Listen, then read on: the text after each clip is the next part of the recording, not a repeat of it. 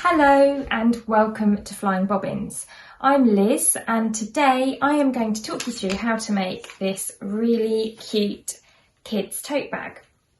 Now this tote bag uses Colour Me In fabric, and this is an ottoman, so it's like a decor interior weight fabric, and it's got a black and white print on it here. You can see these outlines of these jellyfish sunglasses, sunshines, kind of beachy motifs, and then what you do is once you've made your bag up, you can colour it in yourself, so you can get really creative. So it's really good fun fabric to work with, and with the summer holidays just around the corner, it's a really nice kids project. For the older ones, you could even sew this along with them as long as you're supervising them on their sewing machine, and for the little ones you can make this bag, maybe send it to them as a gift. And then I also sell these fabric marker pens, and that's what I've used to colour in this side of my bag here. So they can then colour in their own bag and customise it. And the fun doesn't stop there. I've designed this little over-the-shoulder tote bag for the children. It's got really good fun printed rainbow coloured lining, lovely rainbow cotton webbing straps as well. And then inside it comes with its own little attached pencil case. So you can use this for pencils or pens or sunglasses, and of course you can use it to keep your fabric markers in as well. So it's really good fun. And this comes with a bit of rainbow grosgrain tape so that you can attach it inside to the lining of your bag. You've got a lobster clip and a D-ring there, and a little tab on the side of the pencil case. It's got a red zip, used a little bit of that ribbon on the end of that zip, and then again it's got that fab printed lining on the inside as well. So all together it makes a great little gift, lovely summer holiday project to keep them entertained. And I'm selling this kit, so you will get a box. If you order this, when you open your box, you've got everything you need to make the bag and the pencil case, including the lining, all the trims, everything.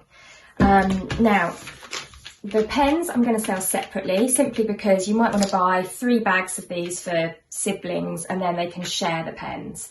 Otherwise you'd have to sort of pay for 3 packs of pens when they can quite happily be shared across several projects. I'm going to sell these separately, and you can buy that at www.flyingbobbins.com. It's your #1 place to go for all your sewing kits. If you fancy sewing and you're looking for inspiration, I design tons of sewing kits that you can just get everything you need in a box. You don't have to do any cutting out or sourcing of fabrics and trims. You can just enjoy the pleasure of sewing. So do take a look at flyingbobbins.com and see, if you can be inspired. But today we're going to focus on this lovely kids tote bag. So let's have a look at what we get inside our sewing kit. So first of all, you get 2 pieces of Colour Me In fabric for making the bag, and then you get your 2 pieces of lining as well, and that's 100% cotton. Then you get your 2 pieces of Colour Me In ottoman fabric for the accompanying pencil case, and lining for that as well. Put that up the right way. You then get a zip for your pencil case, some webbing in a rainbow colour for the bag, some coordinating rainbow grosgrain tape for attaching the pencil case to the bag, and your lobster and D-ring clip for the pencil case. Now you will also get your instruction booklet as well, of course, and the only thing that you need to provide yourself is the thread, and I would suggest that just any white thread will be fine. And in fact, because of the number of different colours we've got here, pretty much anything goes, which is why I didn't include thread in this kit, simply because you've probably got something that works. Having said that, if you want to pop a thread in the box, you can just order that online separately and I shall include it for you. And just to show you something fun, I do also have this Gutermann rainbow thread in stock at the moment. So if you wanted to add an additional feature, you could even go for a reel of this rainbow thread as well. So let's get started. I've got my 2 pieces of ottoman fabric here. I'm going to place those right sides together, and I want to make sure that the print of the fabric is facing the same way up. I don't want to accidentally go like that and put one upside down and one the right way, so just make sure that they are facing the right way up. Place them together with raw edges matching. We're going to either clip or pin around these edges, and then we're going to sew all the way around with a 1.5 centimetre seam allowance, and this will make your main bag, your main tote bag. It's a nice easy project, this one. If you're a beginner or if you're a young one learning how to sew and you're lucky enough to have your own sewing machine, then this is a lovely project to start with, and it's really good fun too. And you can make these bags any size you like. I've included this size with the kit because it's just about right for a younger person. So I'm going to sew along the sides and the bottom of my bag, leaving the top edge open, making sure that the print is facing the right way up. I've threaded my machine up with a plain white thread, and I've got a universal size 80 needle. I'm going to use a standard straight stitch, so nothing fancy here, just regular straight sewing, easy peasy. I'm going to line up the edge, the raw edge of my fabric with the 15 line there, because that's going to give me a 1.5 centimetre seam allowance. And off I go. I'll do a little back stitch of about 2 or 3 stitches at the beginning and end of each seam, and this will stop the stitches from coming undone. I'm approaching this corner now, so I'll just go a bit slower. When I get towards the corner, I will just hand wind those last few stitches. Now, leaving my needle in the fabric, I'll lift my presser foot and swivel that round. Now, I haven't gone far enough yet. Can you see that I'm at the number 22 centimetre seam allowance? So I want to just hand wind a couple more stitches just to get me so that I'm at 1.5. There we are. And now my raw edge is lining up with that 1.5 line. And then I'll continue along the bottom of the bag. And I'm now coming back up towards the end, so I should just finish off my seam with a few back stitches at the top there. Trim off those thread tails as I go. And there we are, we're 1.5 in from the edge all the way round the side, the bottom, and the other side, leaving the top of the bag open.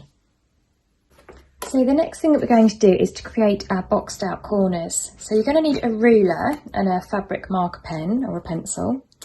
Now you can see the seam, or you probably can't see, but the seam allowance runs along here at 1.5 in from the edge.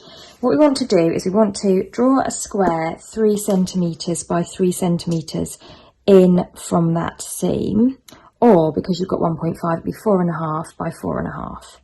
So you can either use a regular ruler and just measure in 3, draw a line, measure in 3, draw a line, and then draw that square, and then we're going to cut it out.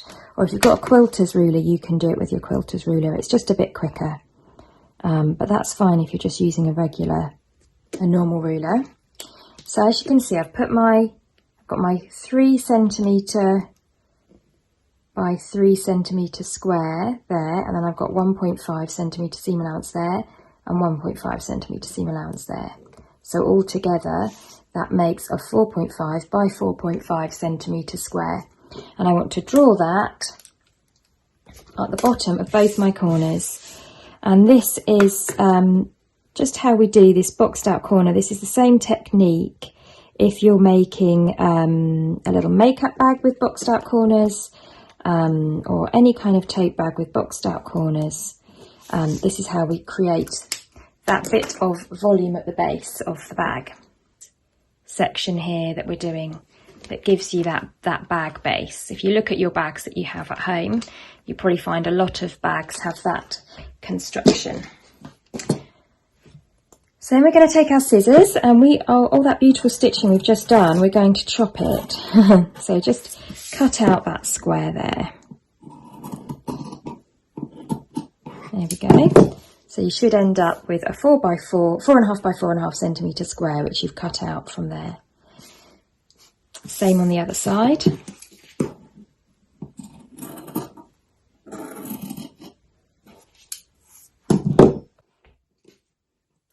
So now what we do, once we've done that, is we open up, kind of like a milk carton, we open that up, like this. And we match those seam allowances together. And then we are just going to sew along there with a 1 centimetre seam allowance this time.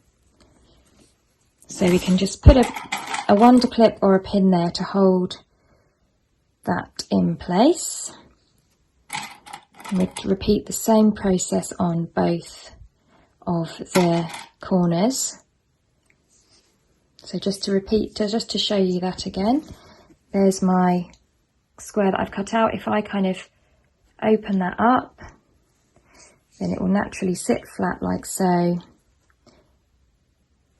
Just use your fingers to press open those seam allowances, matching up at the bottom there. Clip to hold in place, or pins if you're using pins. And then we're going to hop on over to our sewing machine, and we're just going to sew along here with a 1 centimetre seam allowance. Same on the other side. So let's get sewing on those corners. Pop that under my machine. I'm lining up the raw edge there with the 1 centimetre or 10mm mark. Probably take off those clips there and just hold it with my fingers because it's only a short seam. Do a back stitch at the beginning to secure the stitches.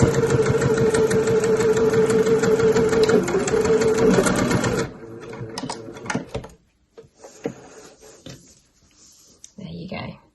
So just sewing all the way along there, and that will give me my lovely boxed out corner to the bottom of my bag. So there's our bag with our boxed out corners. It's actually really beginning to take shape now. If we turn this the right sides out, you can see how those corners look there at the base of the bag. And you can see what your bag will look like. So we're nearly finished on the outer fabric part of the bag. The last step we're going to do is just to attach those straps. Now I've given you 1 metre of webbing in this kit, so that's going to give you 2 50cm long straps. This is big enough to pop over your shoulder, so just chop that 1 metre in half to give you 2 50cm lengths for your straps. If you want a grab handle that you're going to hold with your hand instead, just make it slightly shorter, you'll have a little bit of strap left over. But I think 50 is great for just popping over your shoulder. So let's measure the position of our straps. You're going to want to measure in 6 centimetres from that seam there and make a little mark with your pen or your fabric chalk, whatever you're using, and do the same on the other side. So just 6 centimetres in from that seam.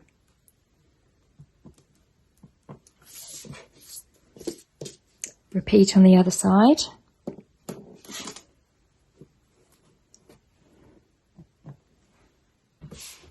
And we're just going to wonder clip or pin our strap in place.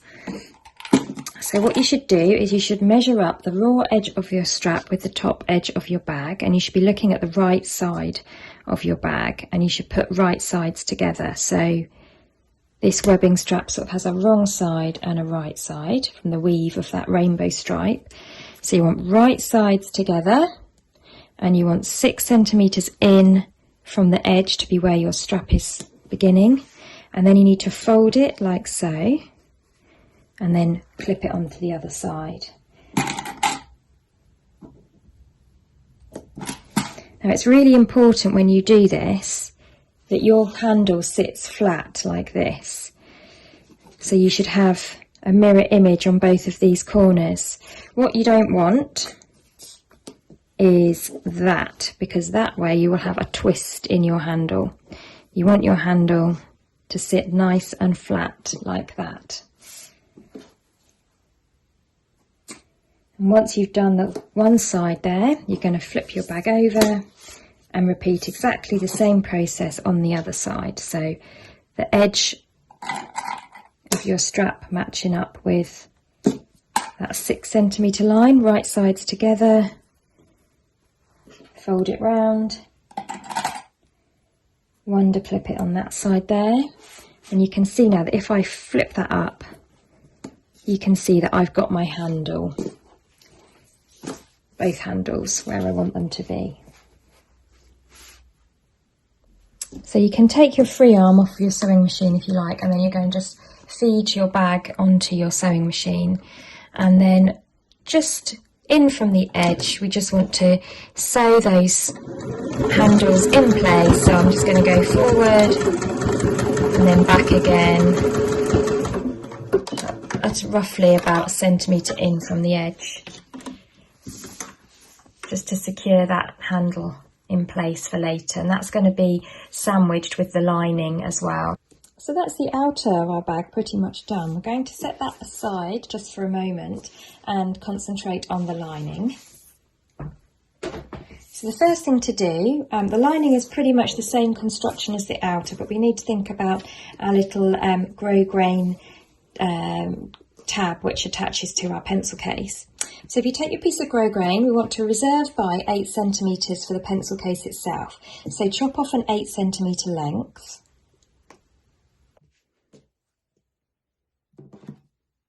Don't have to be deadly accurate, but about 8 centimetres. And then just set that aside, keep that safe somewhere, don't lose it. And then you've got your remaining grosgrain tape, just going to fold that in half. And just attach our lobster clip onto the end of our ribbon.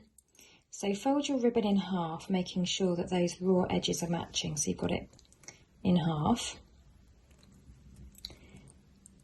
Put the folded end through the end of the lobster clip, like that. And then with that loop there, post the remaining tails of the ribbon and give it a good tug, and there you have your ribbon attached. So next what we want to do is measure down, take one of your lining pieces, looking at it right ways up. So this is the top, the fabric, the print is looking at me in the correct way, and I'm looking at the right side of the fabric. Measure down 10 centimetres from the top edge and put your folded in half grosgrain ribbon there, and just secure that in place, with a clip or a pin. And then we're just going to do a few stitches there just to hold that in place. So I've just anchored that with my needle, and I'm just going to go forward and back about 1 centimetre in from the edge, just to hold that in place there so it doesn't move around as you sew the lining together. The remainder of the lining construction is really similar to the outer of the bag. So put your 2 lining pieces right sides together, facing the right way up, matching the raw edges like so, and making sure that your tab is tucked inside. Then we're just going to put some clips or pins around the edge, and we're going to sew around the edge. The only difference is we're going to leave a gap at the bottom. So let's start by reminding ourselves about that gap by doing double clips or double pins at the beginning and end, and that just helps with reminding you that you need to leave that gap. And I'd say make sure that the gap is big enough just to fit your hand in. And you're going to sew that closed later. It's just there so that you can bag everything out when you attach your lining into your bag.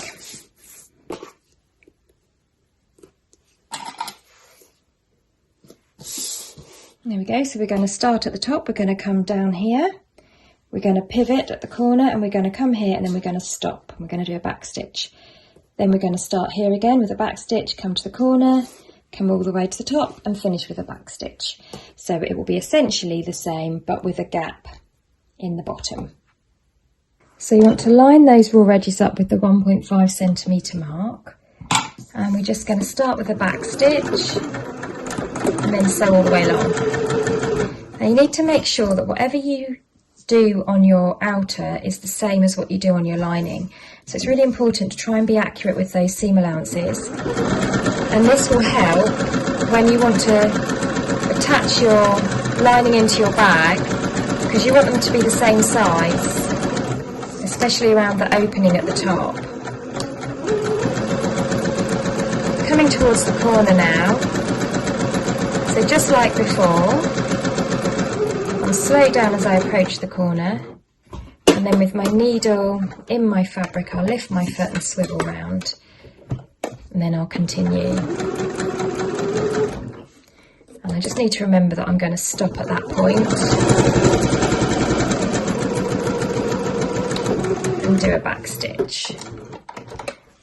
And those twin clips or pins do help remind you there, because otherwise you just keep sewing and then you'll think, I should have left a gap. And the reason why I know that is because every class I teach that happens. And then you have to get out the old unpickers. Here we are. Back stitch to begin with.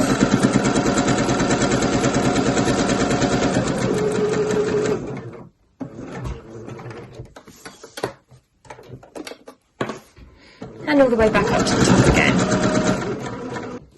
So that's now all the way sewn round with my turning through hole down at the bottom there. And we're going to repeat the same process, cutting out those square corners just like we did on the outer fabric, exactly the same again. Marking out 3 by 3 from the seam allowance, or 4.5 by 4.5 from the raw edge.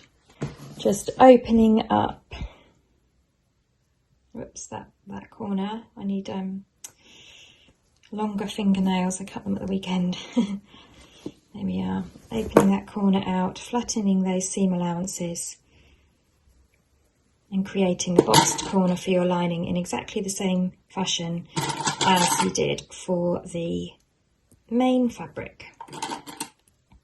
So your lining will just replicate your outer fabric. Use my little hole there to get in.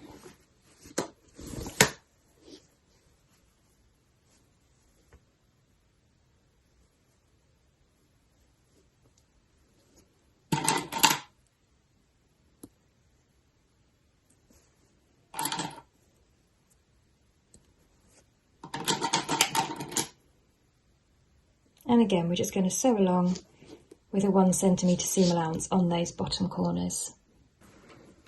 So once again, sewing in 1 centimetre from the edge, straight stitch, back stitch at the beginning and the end to create those boxed corners, and repeat that on both sides.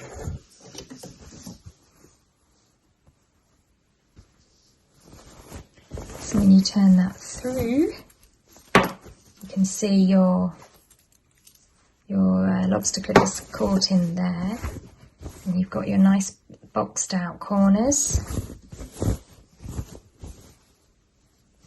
and you've got your little hole at the bottom of your lining as well. So that's your lining done.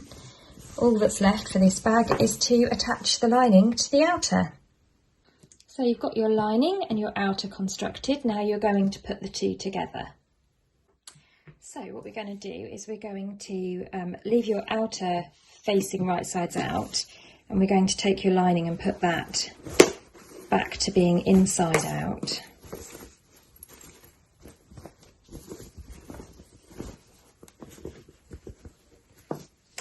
And then we just want to put take your outer and put it inside your lining. And make sure that you tuck the straps down inside. Give it a little shake. Then what we're going to do is we're going to come round the edges, the top edge. We're going to match up those side seams to begin with and pop a clip there. And then same on the other side, just to make sure that everything is evenly matched up. So flatten out those seam allowances with your fingers and just attach that there. Then you can put a few more clips around that top edge just to hold everything in place.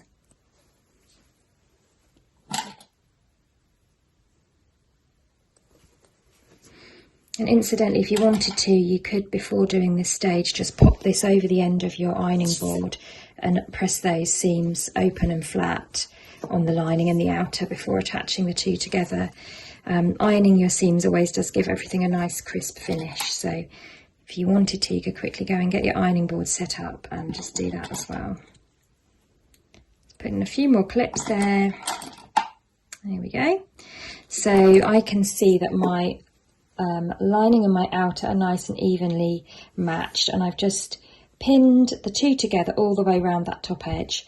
I'm now going to go over to my sewing machine and sew all the way around that edge there.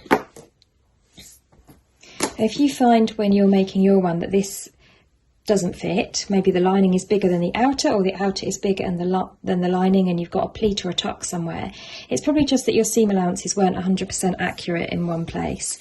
So don't stress, just adjust by either taking in the lining slightly at the side seam or taking in the outer slightly at the side seam, just so that the two match up.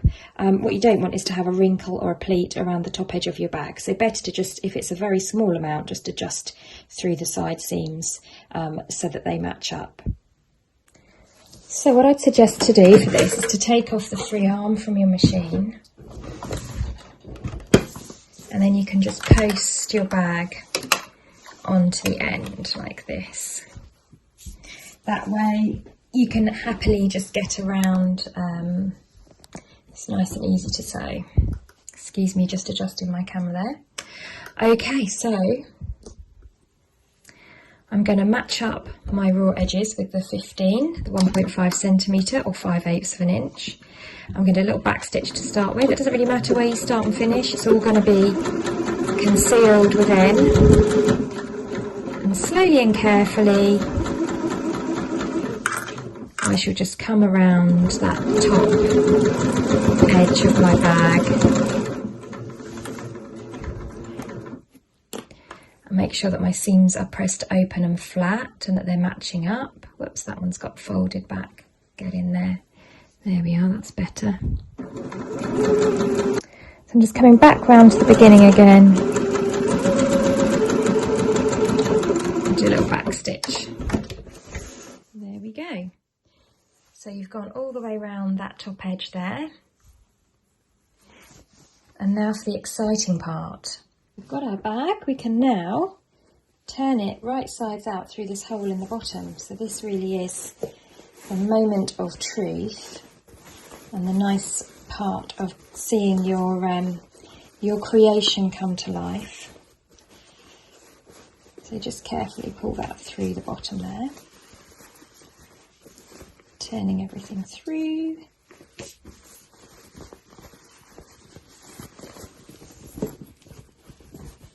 So you can turn those corners out. Now you've got a hole at the bottom of your lining, which we're going to close in a minute. But for the time being, let's just take a look. There we are. So you'll end up with something that looks like that. And then you just tuck your lining back inside your bag. And there you have it. So your straps are just popping out at the top there. And that's your bag with your lining. So there's two more stages. We need to close that hole. We've got a hole in the bottom of our lining, so we need to close that hole. And then we're also going to do a little top stitch around the top edge of our bag as well. So we'll move on to those stages next. So you've checked that you're happy with your bag and it's looking lovely. If you just bring that lining back out again. What we're going to do is just pop this under our machine, and just near to the edge we'll just sew along there to close that hole in our lining. So we'll sew this little gap closed now. So if you just kind of bring it to the edge of the fabric and then pop that under your machine. I can see that it goes to about here. I'm just going to hold that closed with my fingers. You can pop some pins in if you like.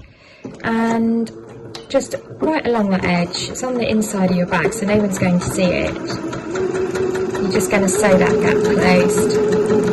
If you want to be really, really perfectionist, you could do a ladder stitch by hand so that the closure would be completely invisible to see. But because this is right at the bottom of the bag, I don't really think it matters too much. There we are, I'll trim off those threads. And you can just see I've just got a stitch going along the edge just to close that hole, and that's going to sit at the inside bottom of your bag. So last but not least, we should just tuck our lining into our bag. And it's at this point that it'd be a good idea just to pop your bag over the end of your ironing board and give it a nice little press. Whoops, all the way around that top edge. Snip off any little stray threads that you find. And then, yeah, just pop that over the end of your ironing board and give it a nice little press all the way around. Because then the next thing that we're going to do is we're going to pop our bag over the end of our sewing machine, and we're just going to top stitch around here. So you just want to make sure by pressing that that lining is rolled to the inside and that you've got a nice, neat, crisp edge along the top of your bag there. So give it a quick press, and then we'll just do that last stage, which is the top stitch. So I've pressed my bag, and then I'm just going to slide that under there, and I want to do my top stitch, let's say 1 centimetre in from the top. I'll start at the side seam because then my back stitches are going to be a little bit less visible. And I'll also increase my stitch length to 3 because a longer stitch length looks a bit more attractive as a top stitch.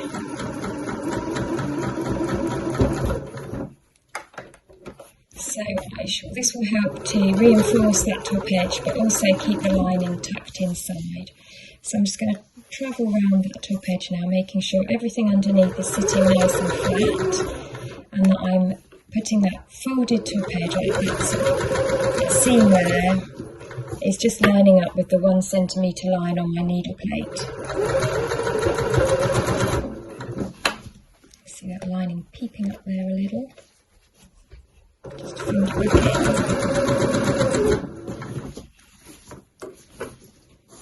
And I'll just travel all the way around that top edge now. Back stitch to finish off, and then draw that out. Trim those threads nice and short. Keep everything nice and neat. There she is. Okay. And there we are, one finished bag.